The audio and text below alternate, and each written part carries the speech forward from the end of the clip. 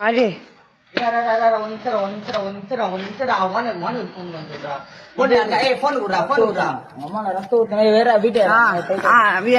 இந்த தருதலைகள்லாம் ஏன் பெத்தாங்கன்னு தோணுது. இதெல்லாம் ஏன் பெத்திருக்கிறாங்க. சும்மா சுகத்துக்காக பெக்கிறதுன்னு சொல்லுவாங்களே, அதுக்கு அந்த கேட்டகரி தான் இதெல்லாம்.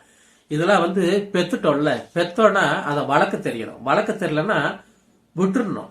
இதெல்லாம் இது நாட்டுக்கு ஏத்த சாபக்கேடுகிறதுக்கலாம். இதுகளுக்கு பேரு புள்ளிங்க. புள்ளிங்கன்னு என்ன தெரியுமா உங்களுக்கு? புள்ளிங்கன்னா குழந்தைங்கன்னு அர்த்தம். இதுக்கெல்லாம் புள்ளிங்களா இதுங்க? இதெல்லாம் விஷ செடிகள். இதெல்லாம் தூக்கி எரிய வேண்டியதுங்க. இந்த புள்ளிங்கனால தமிழ்நாட்டுக்கு எவ்வளவு ஒரு அசிங்கமான பேர். வந்தவரை வாழ வைக்கும் சொல்றதுதான் தமிழ்நாடு. யாரு வேணாலும் வாங்க, இந்தியால இருந்து இல்ல உலகத்துல இருந்து எங்க வந்தாலும் இந்த தமிழ்நாடு வாழ வைக்கும் அப்படின்னு சொல்றதுதான் இந்த நம்ம தமிழோட பண்பாடு. ஆனா இந்த பிள்ளைங்க செஞ்சது என்னது?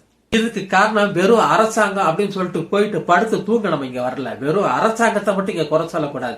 இந்த பிள்ளைங்க இப்படி வளர்றதுக்கு காரணம் யாருன்னா நம்ம, நான், நீங்க எல்லாருமே சேர்ந்துதான். இந்த சினிமாவும் சேர்ந்துதான். இப்ப வர்ற சினிமால ட்ரக்ஸ காட்டாத சினிமாவே இல்ல. ட்ரக்ஸ காட்டினா அவன் ஹீரோ. ட்ரக்ஸ் அடிக்கணும், சரக்கு அடிக்கணும், கஞ்சா அடிக்கணும், இப்படி காட்டுறவன் சூப்பர் அப்படின்னு காட்டும் போது இப்ப வர்ற ஜெனரேஷன் என்ன செய்யும்?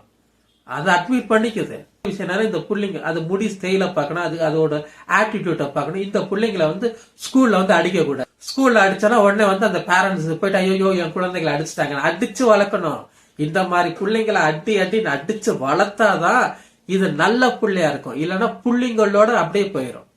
தமிழ்நாட்டை தேடி வேலைக்கு வர்றாங்கடா. எதுக்கு வர்றாங்க? தமிழ்நாட்டுல பாதுகாப்பா இருக்கும், நல்ல சம்பளம் கிடைக்கும், எல்லாமே இருக்கணும் தான்.